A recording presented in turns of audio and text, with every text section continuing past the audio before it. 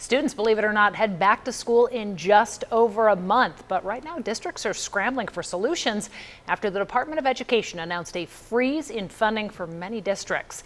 It's money they've already allocated, including nearly $5 million in Kansas City, Kansas, about $1 million in Olathe, and just over $4 million in Kansas City, Missouri public schools.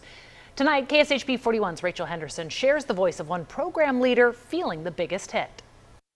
I'm Rachel Henderson, and Kansas City Public Schools is one of several local districts grappling with the impact of federal funding freezes. KCPS expects refugee and immigrant support programs to be hit particularly hard. One of the district's key refugee support organizations says this feels like yet another blow. This is just another attack. Joan Kelly's learned to do more with less. We were subject to a freeze earlier in the year, and regardless of the funds ever being made available or not, it immediately impacts planning. It immediately sows fear. She works for Jewish Vocational Service, or JVS, Kansas City's largest refugee resettlement agency.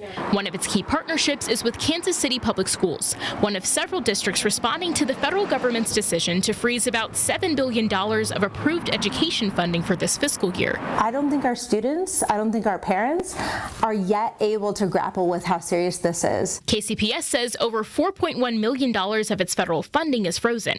Of that, about $968,000 funded English language learning and immigrant support, and another nearly $771,000 funded refugee education and support programs for things like school enrollment or navigating buses. It's really heartbreaking that it doesn't seem to matter what the humanitarian need is, what the need is of children. Out of the 2,400 English language learner students in KCPS, JVS serves more than half. Funds for teacher development and retention are also frozen for the district. I think that that's a really terrible position to put our schools in. Surrounding districts have also responded to news of frozen funds. Olathe Public Schools expects to lose about $1 million of its general fund.